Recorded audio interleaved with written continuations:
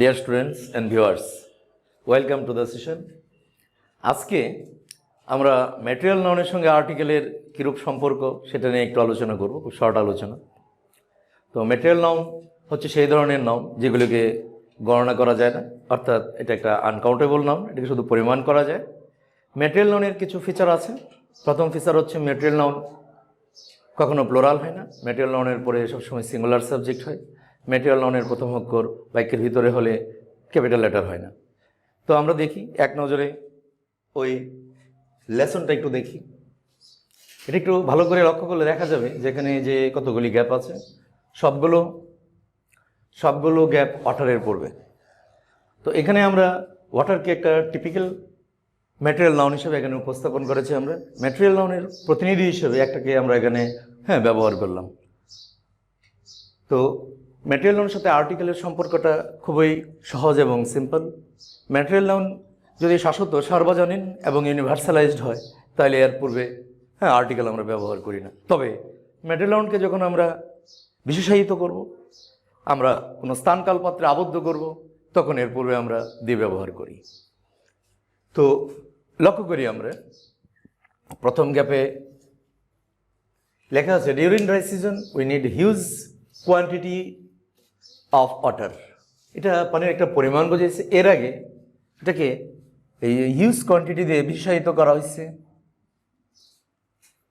খালি পরিমাণ, এটা কোন পানি সেই কথা বলে নাই, শুধু সার্বজনীন, মানে একটা ইউজুয়াল ব্যবহার।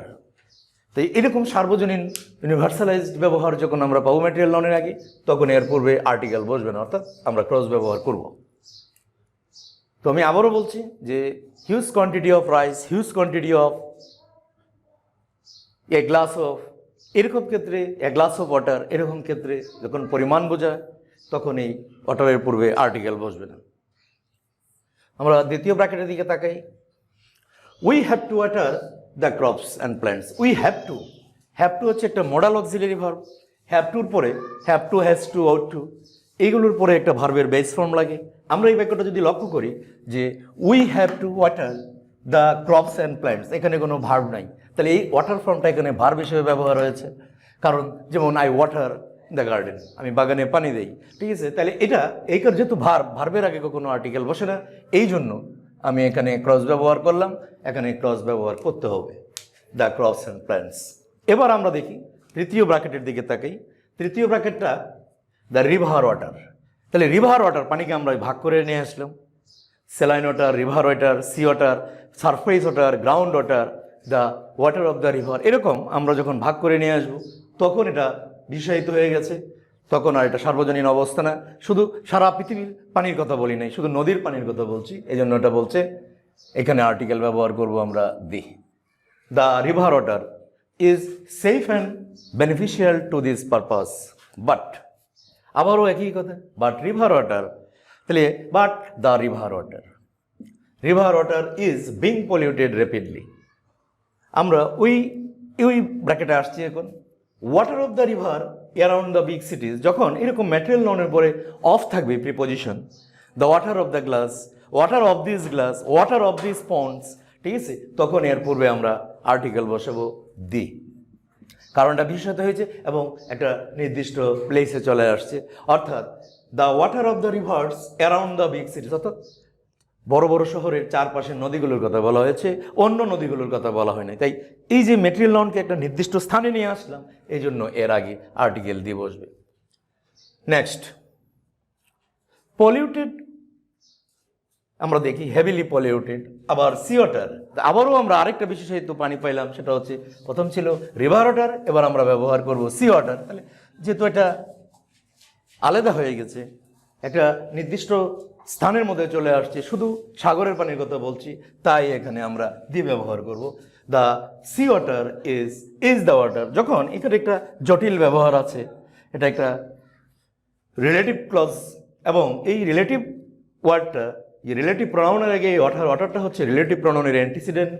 যখন অ্যান্টিসিডেন্টকে আমরা ম্যাটেরিয়াল নাউন হিসেবে ব্যবহার করব, the water is the water, the sea water is the water, তখন আমরা এর পূর্বে দি ব্যবহার করব।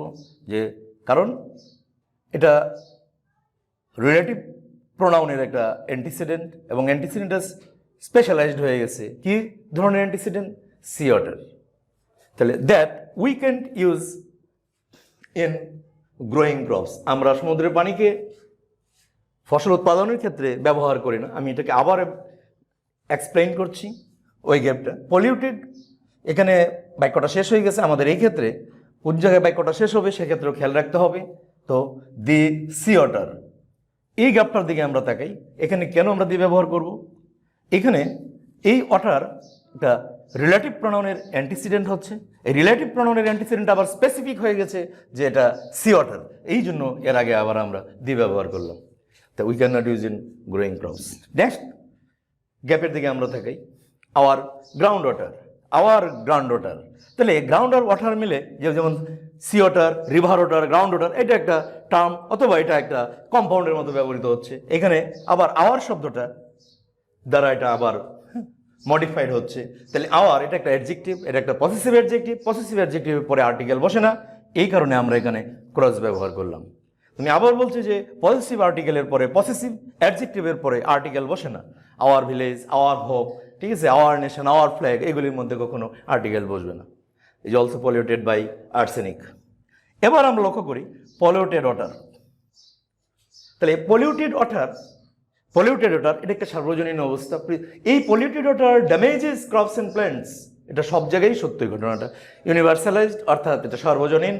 তাই এর আগে আমরা আর্টিকেল ব্যবহার করব না। আবার এই ক্ষেত্রে যদি আমরা আর্টিকেল ব্যবহার করি যে পলিউটেড ওয়াটার, এইটাকেও একটা ক্লাসিফিকেশনে নেওয়া আসছে, এটাকেও একটা ইয়াতে নেওয়া, টাইপে নেওয়া আসা হয়েছে। এটা কোন ধরনের পানি? Polluted water. তাই সে কারণে আমি দি ব্যবহার করি। আবার আমরা যদি এখানে ক্রসও ব্যবহার করি তারপর এটা রাইট হবে। তাহলে polluted water damages crops and plants, so there is accurate crisis of pure water. আমরা এই ব্র্যাকেটটার দিকে একটু লক্ষ্য করি, এই গ্যাপটার দিকে। পিওর অ্যান্ড ওয়াটার এটা অ্যাডজেক্টিভ, একদম কোয়ালিটেটিভ অ্যাডজেক্টিভ আর ম্যাটেরিয়াল নাউন। তাহলে এরকম কোয়ালিটেটিভ অ্যাডজেক্টিভের পরে যখন ম্যাটেরিয়াল নাউন থাকবে বা সিঙ্গুলার কমন নাউন থাকবে, তখন এর মধ্যখানে আর্টিকেল বসা যাবে না। অর্থাৎ অ্যাডজেক্টিভ এবং নাউন দুইয়ের মাঝখানে আর্টিকেল হয় না সাধারণত। শেষ বাক্যটার দিকে আমরা দেখি, no living being can survive without water. এটা একটা ইউনিভার্সাল সার্বজনীন, এবং এটা একটা ইউনিভার্সাল ম্যাটার, কারণ এটা সব জায়গায় সমান, শুধু এটা বাংলাদেশে না, ঠিক আছে, সারা পৃথিবীতে কোনো জীব পানি ছাড়া বাঁচতে পারে না। তা এরকম যদি ইউনিভার্সালাইজড হয় ম্যাটেরিয়াল নাউন, বিষয় অথবা শাশ্বত হয়, তখন এই ম্যাটেরিয়াল নাউনের পূর্বে আর্টিকেল হয় না। উই লিভ অন রাইস, আমরা ভাত খেয়ে বাঁচি, তাই রাইসের আগে এরকম কোনো আর্টিকেল হবে না। তাহলে ম্যাটেরিয়াল নাউন যখন সার্বজনীন হবে, ইউনিভার্সালাইজড হবে, তখন এর পূর্বে আর্টিকেল হবে না। তো dear students, if there any wrong, you would send us with note and reference, তাহলে আমরা খুব খুশি হব। তো আমরা ধারাবাহিকভাবে আমরা ক্লাসগুলি দিয়ে যাব। তো তোমাদের যদি বিন্দুমাত্র উপকারে আসে তারা আমরা কৃতার্থ হব, আমাদের এই উদ্যোগ সার্থক হবে বলে মনে করি।